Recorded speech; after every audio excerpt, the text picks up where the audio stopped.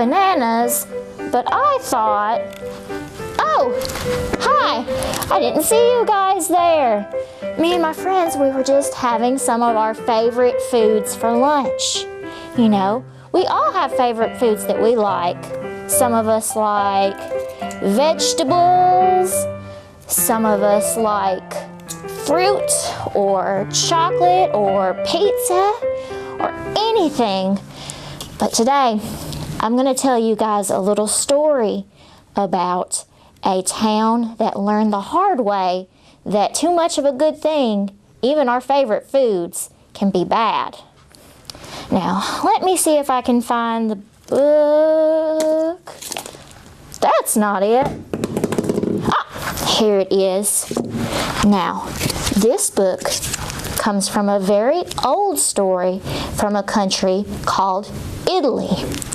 It is called Strega, Nona, and it is written and illustrated by Tommy DePaula.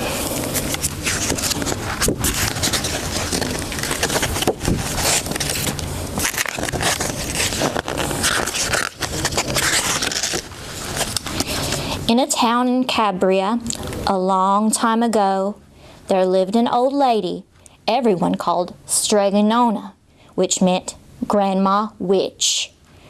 Although all the people in town talked about her in whispers, they all went to see her if they were having troubles. Even the priests and the sisters of the convent went, because Strega, Nona did have a magic touch. She could cure a headache with oil and water and a hairpin.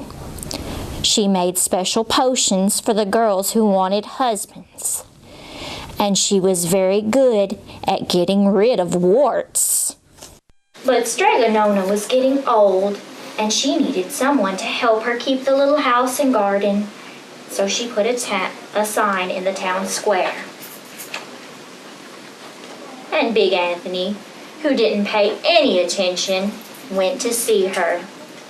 "Anthony," said Strega, Nona, "you must sweep the house and wash the dishes.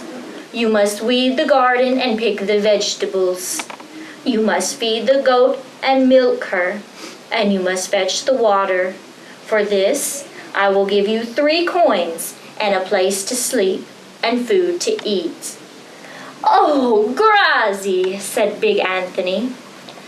"And one thing you must never do," said Strega, Nona, "is touch the pasta pots. It is very valuable, and I don't let anyone touch it." "Oh, see, yes," said Big Anthony. And so the days went by. Big Anthony did his work, and Strega, Nona met with the people who came to see her for headaches and husbands and warts. Big Anthony had a nice bed to sleep in next to the goat shed, and he had food to eat. But one evening, when Big Anthony was milking the goat, he heard Strega, Nona peeking into the window. He saw Strega, Nona standing over the pasta pots. She sang, "Bubble, bubble, pasta pots, boil me some pasta nice and hot. I'm hungry and it's time to sup. Boil enough pasta to fill me up." And the pasta pot boiled and bubbled and was suddenly filled with steaming hot pasta. Then Strega, Nona sang, "Enough, enough, my pasta pots. I've had my pasta nice and hot. So simmer down my pot of clay until I'm hungry another day." "How wonderful," said Big Anthony. "That's a magic pot for sure." And Strega, Nona called Big Anthony in for supper. But too bad for Big Anthony, because he didn't get to see Strega, Nona blow 3 kisses to the magic pasta pot. And this is what happened. The next day, when Big Anthony went to the town square to fetch the water, he told everyone about the pasta pots. And naturally, everyone laughed at him because it sounded so silly. A pot that cooked all by itself. You'd better go and confess to the priest, Big Anthony, they said. Such a lie. And Big Anthony was angry, and that wasn't a very good thing to be. I'll show them, he said to himself. Someday I will get the pasta pot and make it cook, and then they'll be sorry. That day came sooner than even Big Anthony would have thought, because 2 days later, Strega Nona said to Big Anthony, Anthony, I must go over the mountain to the next town to see my friend Strega Amelia. Sweep the house and weed the garden. Feed the goat and milk her. And for your lunch, there's some bread and cheese in the cupboard. And remember, don't touch the pasta pots. Oh, yes, Strega Nona, said Big Anthony. But inside he was thinking, my chance has come. As soon as Strega Nona was out of sight, Big Anthony went inside, pulled the pasta pot off the shelf, and put it on the floor. Now, let's see if I can remember the words, said Big Anthony. And Big Anthony sang, Bubble, bubble, pasta pot, boil me some pasta nice and hot. I'm hungry and it's time to sup. Boil enough to fill me up. And sure enough, the pot bubbled and boiled and began to fill with pasta. Aha! Said Big Anthony, and he ran to the square, jumped on the fountain, and shouted, Everyone get forks and plates and platters and bowls. Pasta for all at Strega Nona's house. Big Anthony has made the pasta pot work. Of course, everyone laughed, but they ran home to get the forks and the plates and the platters and the bowls. And sure enough, when they got to Strega Nona's, the pasta pot was so full, it was beginning to overflow. So Big Anthony was a hero. He scooped out pasta and filled the plates and the platters and the bowls. And there was more than enough for all of the townspeople, including the priests and the sisters from the convent. And some people came back for 2 and 3 helpings, but the pot was never empty.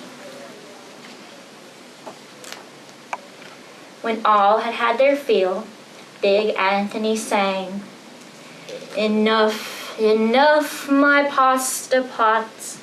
I have my pasta nice and hot. So simmer down my pot of clay until I'm hungry another day. But alas, he did not blow the 3 kisses. He went outside into the applause of the crowd. Big Anthony took a bow.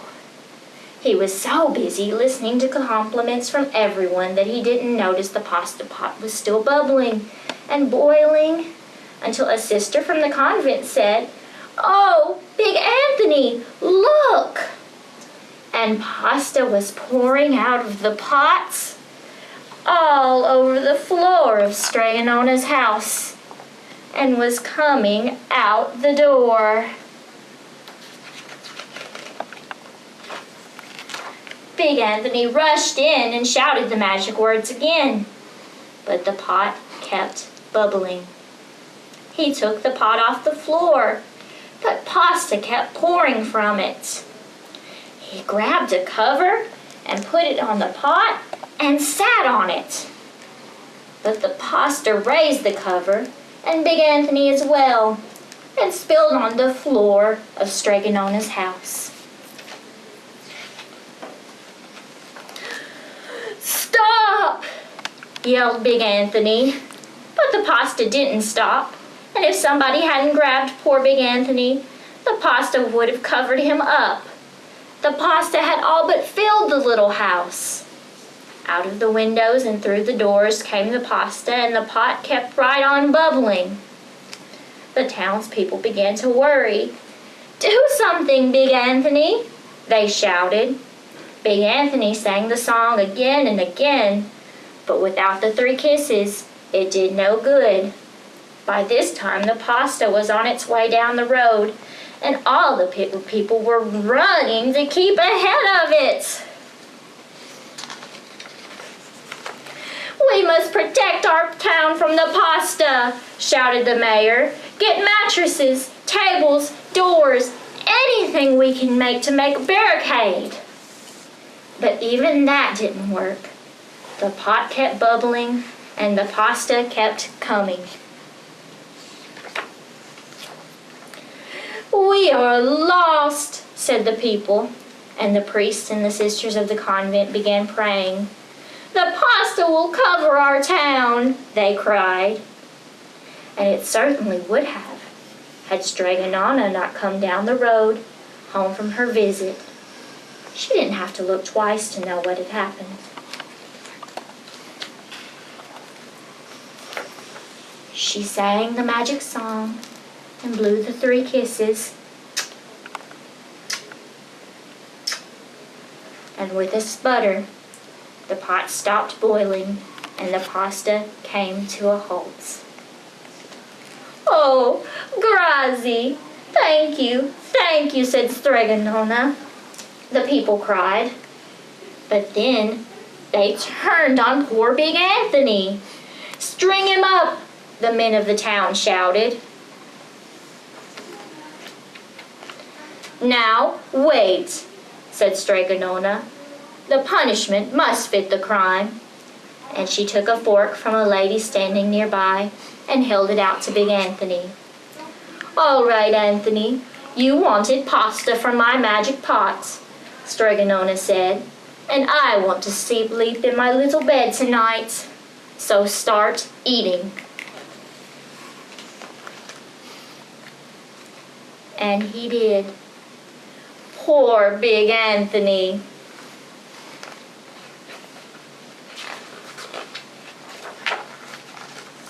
The end. Now, that was a good story. I can't believe poor Big Anthony had to eat all of that pasta. Just thinking about it makes my stomach hurt. Well, if you guys want to read that story again, or any of the stories about Strega Nona, or books that we have by Tommy DePaula, or any of the other authors we have here, you can come on down and visit us at the Giles County Library, and you can check out any book that you'd like. Now, until then, you guys keep reading, and I'll see you real soon.